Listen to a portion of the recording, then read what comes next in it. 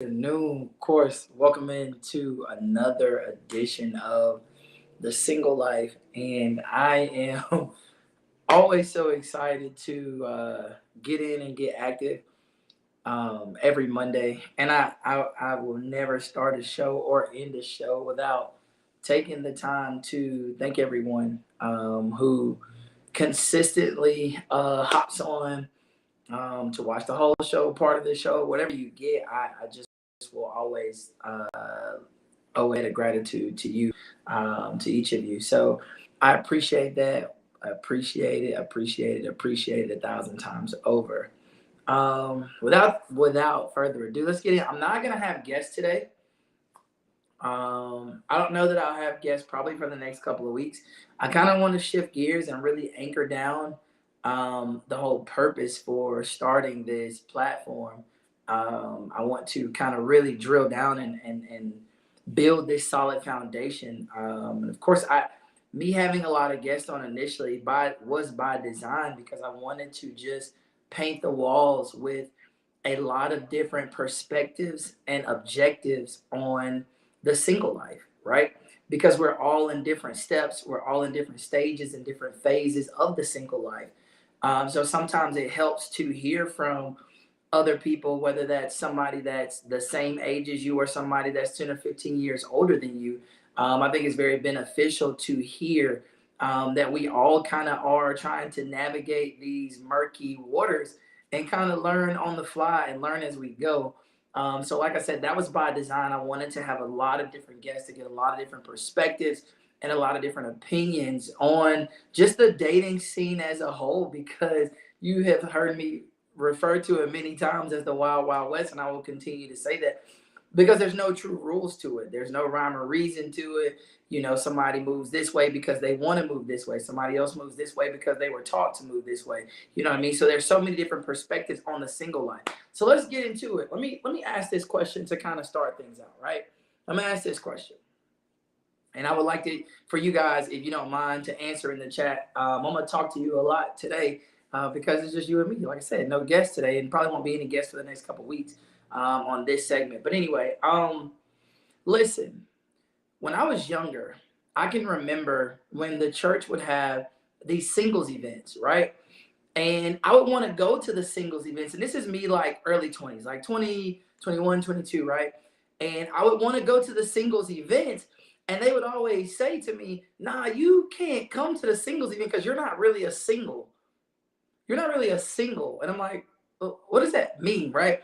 And so I think it's funny that people classify being single in certain platforms and categories, right? So to you today, I'm going to ask, do you feel like there's an age for which the single life begins and ends, right? Like, are you not considered single until you're 30? Are you not considered single until 25? Are you no longer considered single like when you're like 65? Is that like, nah, you're not single anymore, like this is just life for you?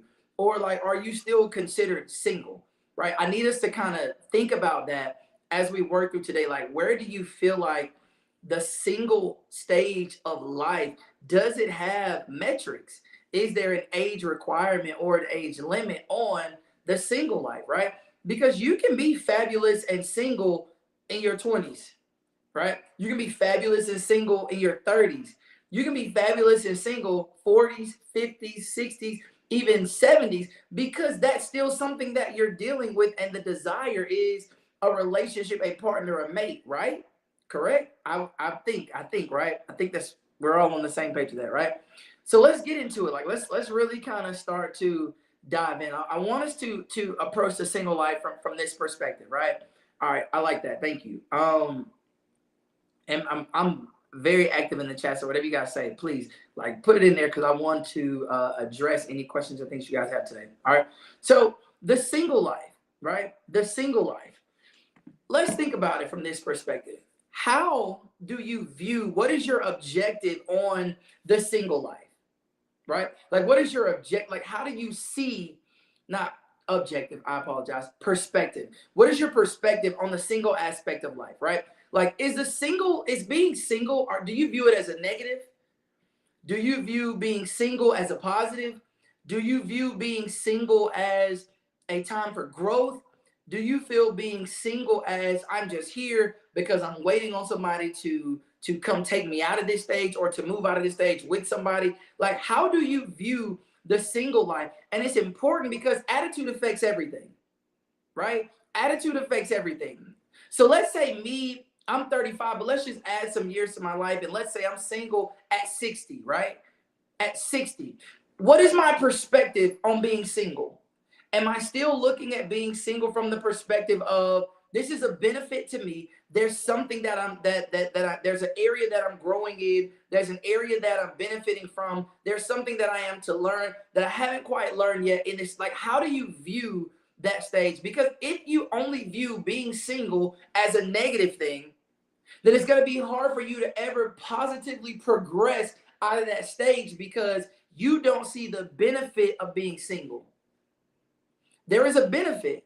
There is a true benefit to being single. It's not a negative. And don't let anybody rob you. Again, I don't care what age you are. Don't let anybody rob you and tell you that it's a negative that you are single at a certain stage in life, because I'm only single because I choose to be. And you may say to me, George, I don't choose to be single. I want something else. And I'm saying to you that you're single because you choose to be by your actions. All right, let's table it. Let's think about it. Has anyone on the chat ever been promoted before?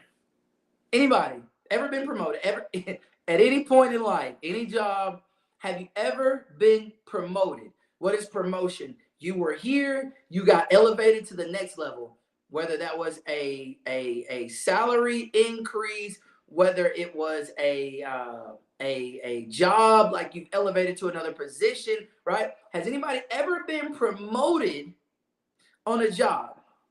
I see a couple of yeses, all right? So if you've been promoted, I'm going to ask you this, and you can think about it. Why were you promoted? Why did they deem you as qualified for a promotion? Why did they look at you and say, you are now ready to be elevated into this position? Why did they say that? Because you showed that whatever the work that was necessary, you mastered it. You showed that mentally you were prepared and ready to take on more responsibility. You showed all of the qualifications that are required for you to now jump to the next level. You showed those things. So the bosses, those who sit above you, who are able to make those types of decisions, they saw that, they saw your resume, and they said, you are ready to go to the next level, and they promoted you. Boom, right? But check this, they did not promote you until you were ready. They didn't promote you until you were ready. So you've got to understand, and you've got to think about it like this. Understand that God sees the end from the beginning. We're going to get to text in just a second, but God knows the end from the beginning. He knows everything. There's no secret to him. So you can't, like, you know how we can go to a job. I have to interview people all the time. HR is my background, right? So I have to interview people all the time. And there's often been times where you may interview somebody and they interview beautifully. Like it's a master class on how to conduct an interview, right? Master class, masterful. They do a phenomenal job in the interview. And then they come to the work side and you are looking for the words that were given in the interview to match the actions or to match the job requirements, and you don't get it. What happened? See, they lied on the resume or they lied in the interview, and then it came time to produce or prove what you said, and there was a disconnect. God is smarter than that. You're not going to outthink God, and you're not going to trick God. So you can't show God or tell God, I'm ready for my mate. I'm ready for the next level. I'm ready to be married. And God's like, no, you're not. Because the very thing that I wanted you to develop and work on in the single phase 10 years ago, you are still trying to figure it out. You cannot outthink God. So you've got to understand that God knows. So in that single life, see, this is why you can't look at that single phase as a negative, because that is an area for growth and development. See, the single phase is where you say, okay, I'm going to be selfish. I'm not obligated to be concerned with anybody else right now. I'm going to be selfish, and it's okay. I can focus on me in the single phase. I can focus on me. In the single phase, I can travel. In the single phase, I can spend money how I want to spend money because I'm not obligated to someone else and having to budget for the household for the two of us. I'm okay with just me. See, all these things are supposed to be happening in the single phase. The single phase is an enjoy phase, it's not a negative phase, right? But you've got to understand this. There are things that you do in the single phase that will never work in a relationship. Or there are parts of you that must be changed and must be groomed for the person that God desires or plans for you to be with. So in that single phase, while you're having fun, in that single phase, while you are living it up, in the single phase, while you are enjoying things, you are also supposed to be working on things. Because there is a person, your mate, whom God created for you, right? Who's out there doing the same thing. You want them developing in that single phase too. You want them going through the same level of development and the same level of growth. But what happens is we hate the single phase. So instead of using that time to grow and develop, we look at that space and it's like, I'm just ready to be in a relationship. I'm just ready to be married. I'm just ready for my person to come along. Women say, I'm ready for my Boaz. Like, I'm ready, I'm ready, I'm ready. And God's like, if you are ready, give me the actions that align with being ready. See, sometimes in a relationship, you got to understand somebody has to be patient. Both people can't have a short temper. The relationship's never going to work. And I'm no expert. Trust me. I don't want anybody to sit on here and be like, who does he think he is? Listen, I'm just the guy right here that's going to walk you through the word and talk to you about the single. Like, I don't think highly of myself in that regard. We all in the same boat. In this phase, the goal is development and growth, not rejection. It's not for me to reject everything that God calls me to do. I'm like, no, I ain't ready for that yet. So see, sometimes you got to look at it, and when you say, well, dang, I'm at this big age of that I am now, and I'm still in this single phase. Why? Because there are things that God called me to develop and to change and to check, and I haven't done that yet. I hear people all the time saying, oh, I'm just waiting for God to bring me my wife. I'm just waiting for God to bring me my husband. No, that's the wrong answer. God already created the husband. God already created the wife. Now God is waiting on your actions to show that you are ready for that person. Okay, I'll give you another perspective. Everybody on this chat, I don't think anybody on this chat is 16 or 17 years old. I'm pretty sure of it because they should be in school right now, right? So listen, we all started driving at some point. Yes, we all started driving at some point. And you got to understand this. We didn't start driving until we were ready. Because if you don't understand what the signs mean, yeah, the signs, those different street signs, if you don't understand what they mean, you could kill yourself or somebody else. If you don't understand speed limit and you don't understand how the idea or the concept that you're sharing the road with other people, so you can't drive on the interstate selfishly. Those are the people that we see that have accidents, right? So you had to learn things. The single phase is the same thing. You have to learn, just like in driving, you share the road with other people. Once you elevate to the next phase out of the single life into the next phase, you are now sharing a life with somebody. So I've got to now understand how to share. If you're a selfish person in the single phase, you have to learn how to not be selfish. You have to learn how to put the other person first and you take a back seat. We've got to work on whatever it is that we have to develop in that phase. It's simple. And God sits back. And when do you know you are ready and how do I get ready? Excellent question. When do you know you are ready? I'm going to keep talking to God. And God will, listen, God is not a magician.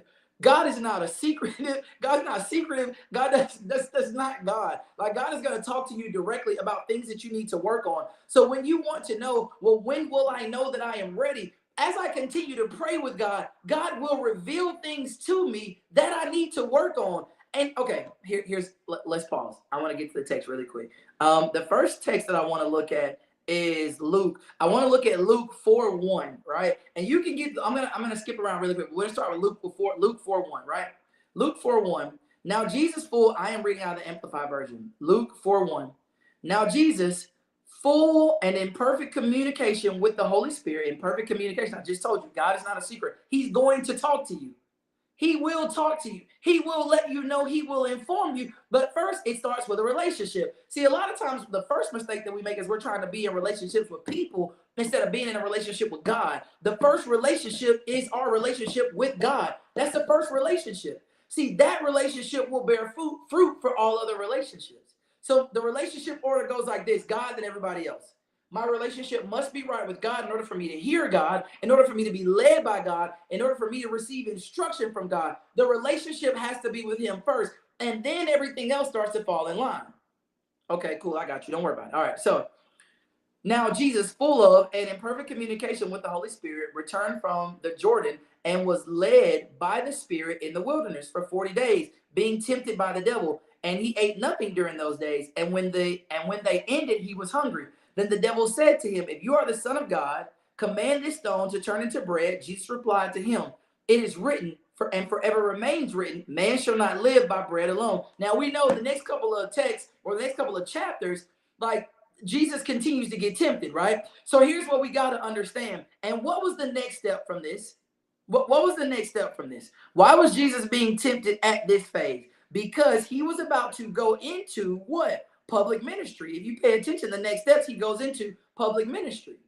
So what happens? What is God showing you? God's showing you there's an order. There's a separation that occurs where you are single because that is your time to interact with me. Will you be tested? Yes. And what must you do? Pass the test. So when you ask, how will I know I'm ready? It's because I'm passing the test, right? So if one of the things that you are supposed to work on is patience, and you continue to be tested on your patience, and you like, oh my God, why am I constantly being tested? You are getting closer to that next level. The test only shows that you've mastered what you've been studying. That's what the test is for. So as Jesus was in the wilderness and he was being tested by the devil, Jesus was starving, and the devil came talking about food. You and I both know when we hungry, listen, we don't make the best decisions when we're hungry, right? We're a little weak physically, but you got to remain strong mentally so that when you are tested, you still understand the end goal. Whatever it is, you're going to be tested on the very things that you're supposed to be working on. And as you are tested and as you pass those tests, you don't have to call God and be like, God, look, did you see what I just did? God, he's already watching.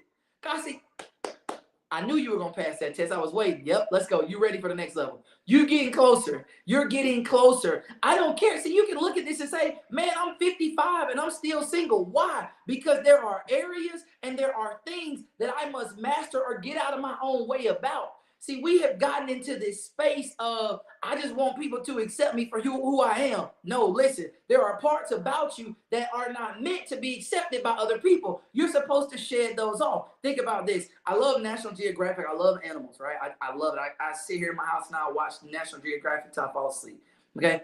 And the beautiful thing about snakes, and I'm not a fan of snakes at all, but the beautiful thing about snakes is as they grow, they shed skin. And that's kind of how, if you have snakes around your house or snakes around your property, like, they'll know because there will be sheddings around, and the exterminators will come. They'll look at that and be like, all right, okay, listen, you got a nice size snake, right? They're looking at the shedding. What happens? Even a snake understands that I must grow. I cannot always be this size. I've got to grow. And when I grow, I've got to leave some things behind. So you, with your intelligent self, must understand I cannot expect for people to accept me for who I am because there are certain things that I have to shed off. There are certain things that I enjoyed in the single life that I will no longer be able to enjoy as I make my exit out of the single life. So I got to shed those things and leave them where they are. You all know the old scripture where it says, when I was a child, I spoke as a child. But when I became a man, I put away childish things. What happened? There are things that I had to let go of. You keep trying to drag into the relationship stage what was only meant for the single stage, which is why you are still in a place of separation.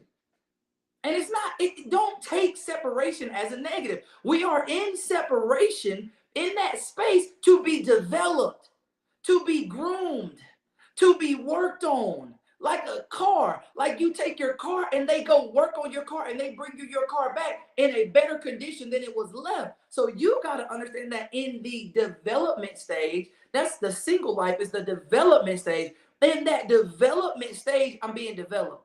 It might not be time for a relationship right now because I'm being developed. And the reason why I keep striking out on relationships is because it's not time. The time is for me to just grow and be developed and be in sync with God. God, I am moving as you call me to move. See, there was a time in my life I can remember where my brother and I were shooting the breeze one day, and I asked him, I said, man, listen, I said, I don't really know if I'm going to meet people because I don't think I go places to meet people. He's like, well, what do you mean? And this is like years ago. But I was like, listen, man, I go to work and I come home. I don't even think I was really actively going to the gym as much as I do now. Like the gym was kind of like a sometimes thing, right? At that point. So I was like, I go to the gym and I go to church, which is church and work are the same for me, right? So I go to church, I go to work, and I'm home. And I'm like, man, I don't really think I don't really think I'm gonna meet people. And my brother said this to me. He said, well, you want to meet people, but you're not putting yourself in a space to meet people.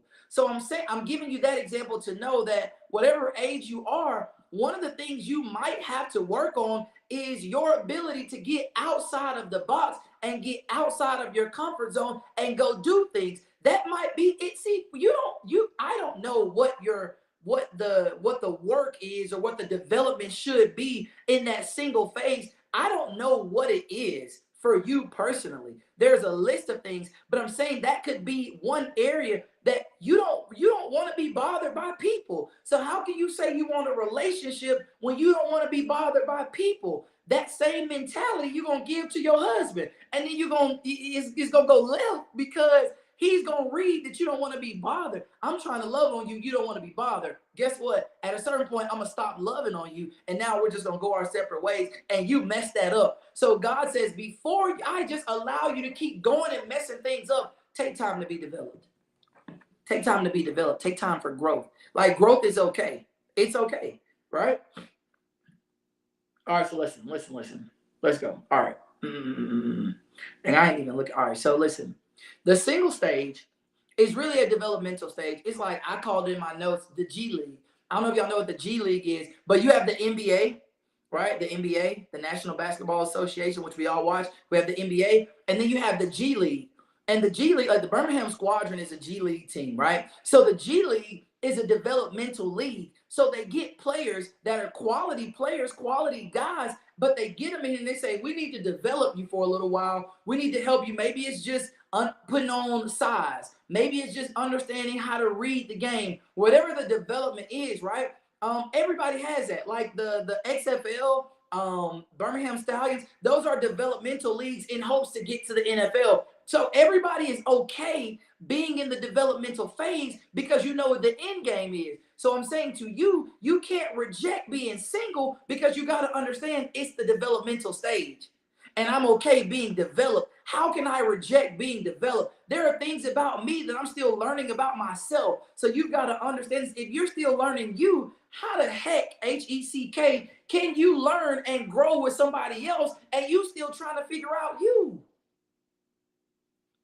Come on now. I'm trying to make a relationship work, but I don't even know who I am. What do I like? I don't know what I like. I'm going to just go with what you like until I get tired of what you like, and then that's going to be a problem. No, be okay in the developmental stage. See, God separates. God separates. Every time Jesus got ready to do something major, there was a time of separation. You don't believe me? I'll give you another one. All right, I'll give you another one. Let's jump to Luke. I'm going to stay in Luke today. Let's jump to Luke. Find it in my notes. Luke 6:12 through 13. Luke 6:12 through 13. Let's jump to it real quick. Luke 6:12 through 13. Now, at this time, Jesus went up to the mountain to pray, and he spent the whole night in prayer with God. When the day came, he called his disciples and selected 12 of them, and he also named them apostles. Okay, you get that, right? So what I need you to understand is what was happening. Jesus got ready to pick his crew. He got ready for the selection. He got ready to decide on his 12 disciples. What did he do? He separated himself first. He went in a place of solitude, a place of alone. See, you say you lonely, and God says, how can you be lonely when this time is time with you and me? I'm the best partner you ever gonna have, and I'm being God. Is the best partner, the best spouse, the best date, the best lover, the best father, the best support system, the best giver. God is the best in all of those categories. So how can you ever say I'm lonely when this is the time that you are with the best mate that you are ever gonna find? How can you be lonely?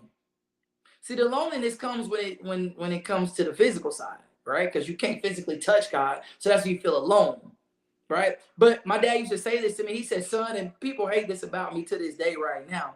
He said, son, be okay being by yourself. He said, son, be okay being by yourself. He said, have an understanding that you don't need anybody. You can accept people and you can want somebody. You can allow them into your space, but you don't need them. I told my dad one day, I said, Dad, I said, it's so crazy. Like I can remember when he used to say stuff to me all the time, and like I would hear it, but not really hear it. Man, now my dad's words ring in my mind. People get tired because I'm like, man, my dad always said, right?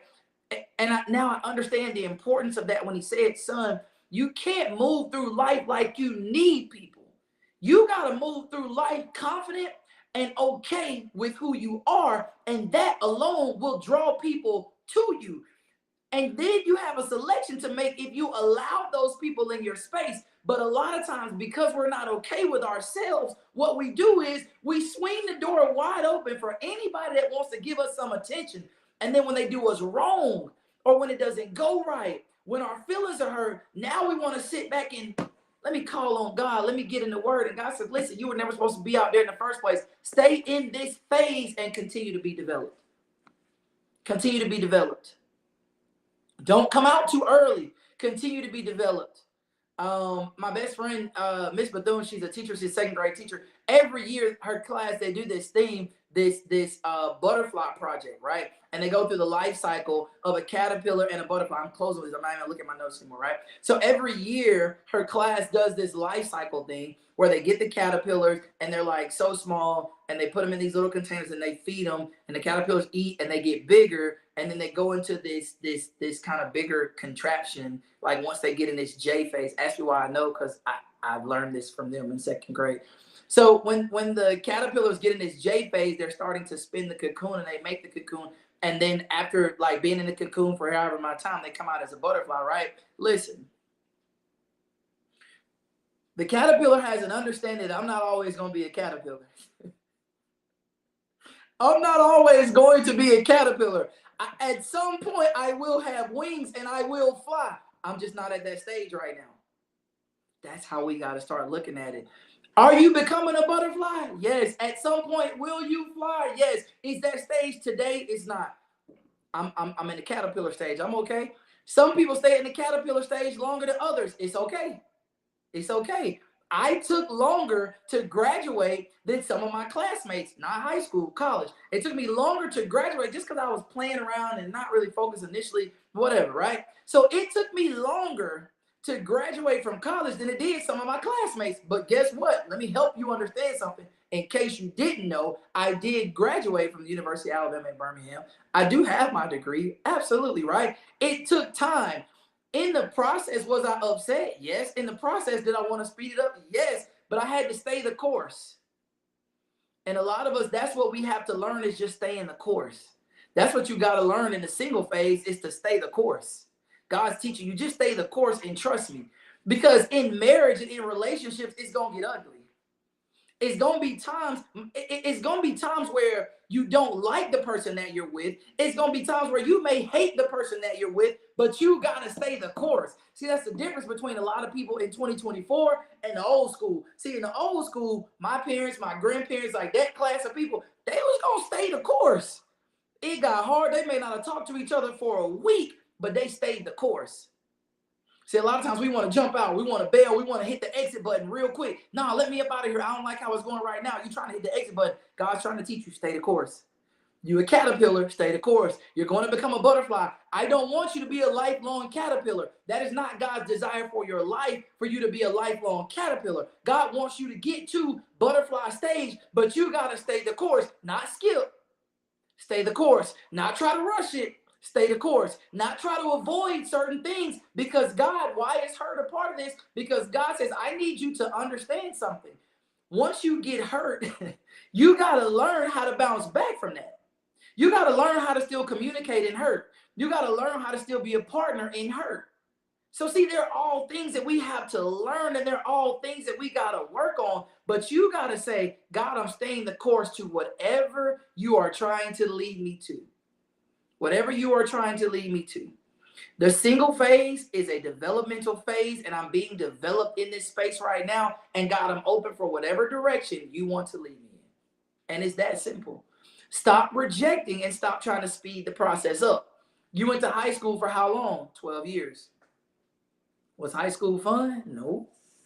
I mean, not high school. You didn't go to high school. You did schooling for 12 years before you were done with the first stage of schooling. So K through 12, right? The first stage of schooling. K through 12. You stayed the course. You finished. Were there hard grades? Yes. Were there hard subjects? Yes. But what happens? You stayed the course. What was the priority? Getting to the finish line.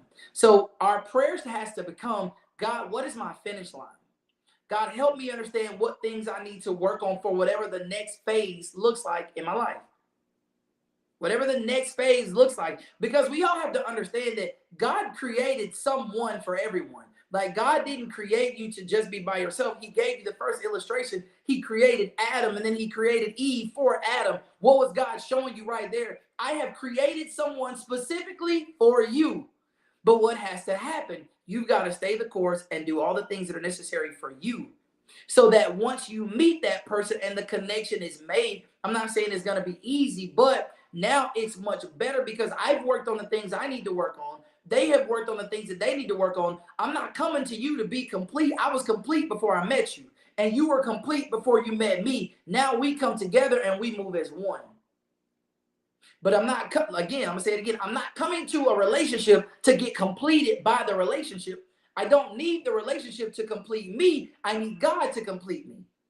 God completes me. God told me you're the right person. God told me I can date you. God told me that this is the route I should take. I'm going to take it. I didn't look for you to complete me. God completed me. I just moved as he called me to move. Y'all got what I'm saying? Don't reject the development stage, the developmental stage.